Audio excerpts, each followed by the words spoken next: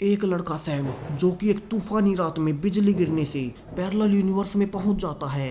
एक ऐसा parallel universe जिसमें उसके पास वो सब कुछ है जो कि उसके रियल यूनिवर्स में उसके पास नहीं है। मगर अब खतरा ये है कि कहीं वो एक तीसरे यूनिवर्स जिसमें अर्थ पूरी तरह से तबाह हो चुकी है वहां ना फंस जाए। कहानी की शुरुआत सैम से होती है जो कि अभी अपने दोस्त मेसन के साथ एक कॉमिक स्टोर से कॉमिक बुक ले रहा है। सैम हमेशा से कॉमिक्स में खोया रहता है क्योंकि रियल लाइफ में वो काफी अकेला सा है और सिर्फ मेसन ही है जो कि उसका इकलौता दोस्त है। इसके अलावा सैम के अकेले रह जाने का कारण उसका पिता भी है जिसकी कई साल पहले ही डेथ हो चुकी है। अब सैम हमेशा उन्हें मिस करता रहता है। सैम अपनी माँ के साथ रहता है मगर कभी उनसे ढंग से बात नहीं करता और सिर्फ अपनी कॉमिक्स में ही लगा रहता है क्योंकि उसकी कहानियां कॉमिक्स के किरदार सब सैम को अपने से लगते हैं जिनमें हमेशा अंत में सब कुछ ठीक ही हो जाता है। जबकि रियल लाइफ ने तो अभी तक सैम को कुछ नहीं दिया था।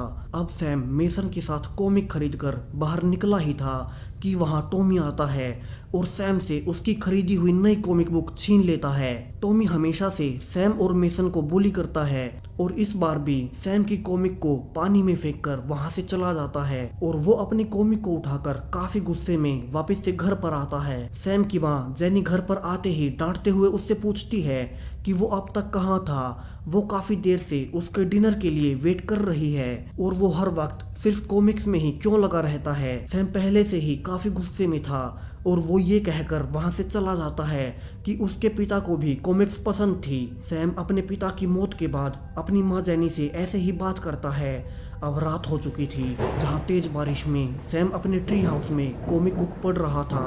ये ट्री हाउस सैम और उसके पिता ने मिलकर बनाया था मगर इसकी छत पूरी तरह से नहीं बनी थी इसलिए वहां से सैम ने टेम्परेरी कवर डाल रखा है। अब उसी कवर से बारिश का पानी सैम की कॉमिक्स पर गिरने लगता है। सैम किसी तरह से अपनी कॉमिक्स को भीगने से बचाने की कोशिश कर ही रहा था कि तभी काफी तेज हवा और तूफान आने लगते हैं और अचानक से ट्री हाउस पर बिजली गिर जाती है जिससे ट्री हाउस पूरी तरह से टूटकर बिखर जाता है और सब कुछ ब्लैंक हो जाता है। अब अगली सुबह सैम की आंख एक बेडरूम में खुलती है। सैम उठने पर पाता है कि ये उसका घर नहीं है।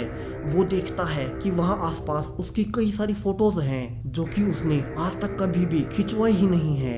और सबसे अजीब बात सैम की एक फोटो टॉमी के साथ थी जिसमें वे एक साथ काफी खुश लग रहे हैं जबकि टॉमी तो हमेशा सैम को बुली करता रहता है। सैम इसे देख काफी हैरान था। वो ड्रॉवर को चेक करता है जिसमें कुछ कपड़े पड़े थे। वो उन्हीं में से एक को पहन लेता है और कमरे से बाहर निकलने पर पाता है कि वहां उसकी एक और फोटो लगी है जिसमें वो एक आदमी और औरत के साथ खड़ा है जिन्हें वो जानता तक नहीं। तभी वही फोटो वाली औरत आती है और सैम से पूछती है कि सैम क्या अब तुम ठीक हो। और तभी वो उसी आदमी को भी बुला लेती है ये कहते हुए कि सैम उठ चुका है। वो आदमी भी कहता है कि क्या तुम अब ठीक हो क्योंकि कल तुम्हें फुटबॉल खेलते टाइम बॉल सिर में लगी थी जिसके बाद तुम बेहोश हो गए थे। ये सब हो क्या रहा है, ये लोग कौन हैं जो कि सैम को इतने अच्छे से जानते हैं। सैम घबराया हुआ कहता है कि मगर वो तो कल रात अपने ट्री हाउस में था जहाँ उस पर बिजली गिर गई थी।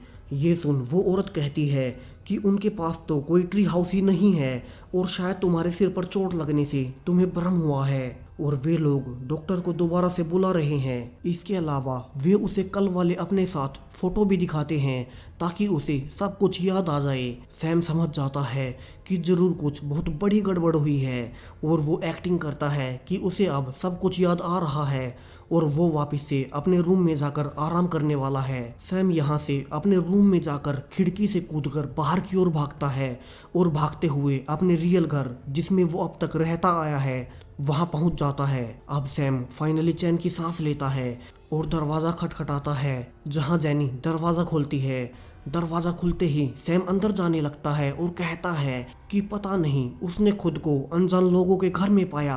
इसके अलावा वो कल रात के लिए भी जेनी से रूड बिहेवियर के लिए माफी मांगता है। मगर यहाँ एक ट्विस्ट आता है।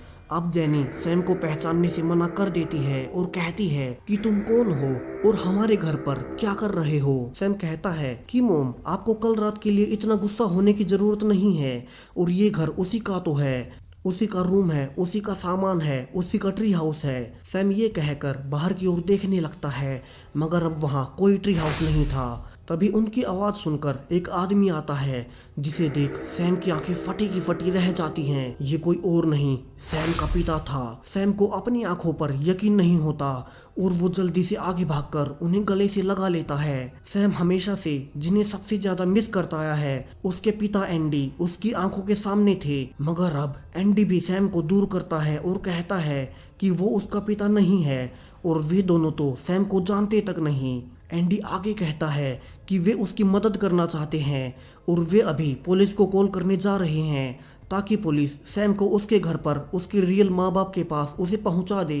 सैम को यहाँ कुछ भी समझ नहीं आ रहा था कि वे उसे पहचान क्यों नहीं पा रहे और वो वहाँ से बाहर की ओर तेजी से भागने लगता है ताकि वे लोग पुलिस को ना बुलाएं। तभी सैम पाता है कि उसकी बॉडी अचानक से ग्लिच कर रही है और फिर उसकी आसपास की रियलिटी शैटर करने लगती है, जिसके बाद वो खुद को अब एक ऐसी रियलिटी में पाता है जहां अब सब कुछ खत्म हो चुका है, जैसे वहां कोई न्यूक्लियर अटैक हुआ हो जिसमें अब कोई भी जिंदा नहीं है। तभी फिर से ग्लिच होता है और सैम फिर से खुद को नॉर्मल वर्ल्ड में पाता है। अब सैम को कुछ भी समझ नहीं आ रहा था और ना ही उसे कोई पहचान रहा था, सो वो भागकर अपने इकलौते दोस्त मेसन के घर पर जाता है। मेसन उसे देख कहता है कि सैम, तुम यहाँ क्या कर रहे हो और तुम्हें अब मुझसे और क्या चाहिए। सैम ये सुन खुश था कि फाइनली कोई तो है जो कि उसे पहचान रहा है, मगर यहाँ एक और प्रॉब्लम थी। मेसन बताता है कि सैम हमेशा टॉमी के साथ मिलकर उसे बुली करता रहता है। सैम उसे समझाने की कोशिश करता है कि उसे लगता है कि ये उसका रियल वर्ल्ड नहीं है और उसके रियल वर्ल्ड में वो मेसन का दोस्त है, टॉमी का नहीं। मगर मेसन बिना पूरी बात सुने दरवाजा बंद करने लगता है, मगर सैम उसे रोकता है और मेसन के बारे में कुछ ऐसी बातें बताता है जो कि सिर्फ मेसन को ही पता है। मेसन यहाँ से उसकी बात सुन उस पर भरोसा करने लगता है। सैम कहता है कि उसे लगता है कि वो गलती से अल्टरनेट यूनिवर्स में आ गया है और उसे उसकी मदद चाहिए। अब दोनों साथ थे और सैम थ्योरी देता है कि कल रात जब उसके ट्री हाउस पर बिजली गिरी तब उसी टाइम इस यूनिवर्स के सैम को बॉल लगी थी, जहां उस बिजली के गिरने से इन दोनों यूनिवर्सेस के डायमेंशन आपस में मिक्स हो गई, जिसकी वजह से रियलिटी की लेयर शैटर कर गई और वो गलती से इस पैरेलल यूनिवर्स में आ गया है। सैम कहता है कि उसके यूनिवर्स में मेसन उसका सबसे अच्छा दोस्त है। मेसन ये सब सुनकर कहता है कि ऐसा कॉमिक्स में भी होता है और अगर आप गलती से पैरेलल यूनिवर्स में चले जाते हैं तो इसका मतलब ये नहीं है कि आप वहां रह सकते हैं। सैम समझाता है कि उसे ग्लिचेस भी महसूस हो रहे हैं जहां उसने खुद को कुछ टाइम के लिए एक ऐसे यूनिवर्स में पाया था जहां अब सब कुछ तबाह हो चुका है और कोई भी जिंदा नहीं है। मिशन कहता है कि फिर तो टाइम के साथ उसके ग्लिचेस और ज़्यादा बढ़ने वाले हैं जिनसे वो उस डिस्ट्रॉयड यूनिवर्स में हमेशा के लिए फंस भी सकता है। और चूंकि वो उस ट्री हाउस की मदद से यहाँ आया है तो उसी की मदद से वापस से अपने रियल यूनिवर्स में वापस भी जा सकता है। अब चूंकि इस यूनिवर्स में वहाँ कोई ट्री हाउस है ही नहीं और उसे अपने पेरेंट्स को भी, जो कि अब उसे पहचानते तक नहीं है, उन्हें मनाना होगा कि वे उसे वहाँ एक ट्री हाउस बनाने दें। अब दोनों मिलकर सैम के पिता एंडी को ढूंढने उसके वर्क प्लेस पर जाते हैं, जहां सैम के पास लगातार उसकी इस यूनिवर्स की माँ का कॉल आ रहा था, जिसे कि सैम इग्नोर कर देता है। सैम यहाँ से एंडी से मिलता है और उसे फिर से सब कुछ समझाने की कोशिश करता है, मगर एंडी यहाँ से भी उन्हें बाहर भगाने लगता है, जहाँ सैम एंडी और अपनी माँ जेनी के बारे में बहुत सी ऐसी बातें बताता है जिनके बारे में बाहर कोई नहीं जानता। एंडी ये सुन रुक जाता है और कहता है कि मगर ऐसा होना इम्पॉसिबल है। सैम कहता है कि ठीक है, अगर वो ये सब सच नहीं मानना चाहता मगर वे कम से कम उसकी वो ट्री हाउस बनाने में मदद तो कर ही सकते हैं, जिससे कि वो वापस अपने रियल यूनिवर्स में चला जाएगा। अब एंडी सैम से कहता है कि ठीक है, कल तुम सुबह मेरे घर पर आ जाना और वहाँ हम तुम्हारा ट्री हाउस मिलकर बना लेंगे। अब सैम वापस से अपने इस यूनिवर्स के घर वापस आता है, जहाँ अब फिर से वही ग्लिचेस आने लगते हैं, जहाँ सैम खुद को उसी डिस्ट्रॉयड यूनिवर्स में पाता है। सैम अब घर पर था, जहाँ उसके नए पेरेंट्स उससे पूछते हैं कि वो आज पूरा दिन कहाँ था और उन्हें उसकी चिंता हो रही थी। इसके अलावा वो आज सुबह से ही इतना वियर्ड क्यों बिहेव कर रहा है। सैम उन्हें किसी तरह से यकीन दिलाने की कोशिश करता है कि वो ठीक है।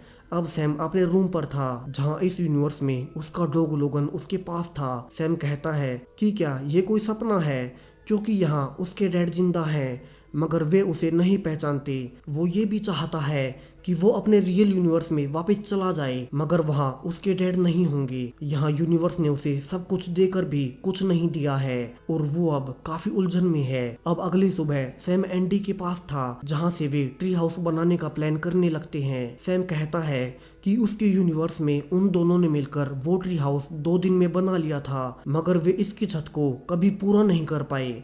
एंडी पूछता है कि वहाँ उन्होंने छत को पूरा क्यों नहीं किया, मगर सैम ये बात छुपा लेता है कि छत बनाने से पहले ही उसके पिता की डेथ हो गई थी।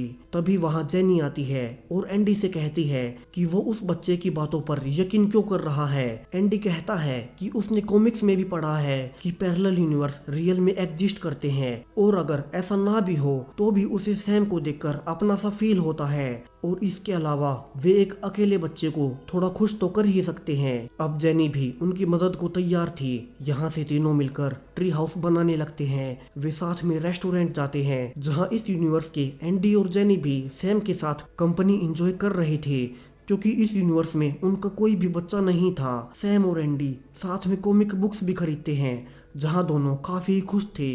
मगर जब वे निकल रहे थे तभी टॉमी सैम से पूछता है कि सैम, तुम 2 दिन से कहाँ हो, और हमने 2 दिन से साथ में हैंग आउट भी नहीं किया है। सैम एक्टिंग करते हुए कहता है कि ठीक है, वो कल उससे मिल लेगा, और फिर वो एंडी और जेनी के साथ घर आकर ट्री हाउस बनाने लगता है। सैम जेनी से पूछता है कि इस यूनिवर्स में अब तक उनका कोई भी बच्चा क्यों नहीं है। जेनी कहती है कि वे कभी भी खुद को बच्चों के साथ इतना कंफर्टेबल फील नहीं कर पाते, और बच्चा पैदा होने के बाद पेरेंट्स की जिम्मेदारी काफी ज्यादा बढ़ जाती है, और उसी जिम्मेवारी से वो दोनों अब तक भागते हुए आ रहे हैं। सैम कहता है कि मगर उसके यूनिवर्स में जेनी उसके लिए दुनिया की सबसे अच्छी माँ साबित हुई है। सैम को यहाँ से फील होता है कि उसके यूनिवर्स में उसके पिता की डेथ के बाद से उसने अपनी माँ से कभी भी अच्छे से बिहेव नहीं किया, और ना ही कभी उन्हें गले से लगाकर उन्हें थैंक यू बोला है। यहाँ से तीनों साथ में कंपनी एंजॉय कर ही रहे थे कि फिर से रियलिटी ग्लिच करने लगती है, और सैम को उसकी रियल यूनिवर्स से आवाज आती है, जहां उसकी माँ उसे होश में आने के लिए रो रही है,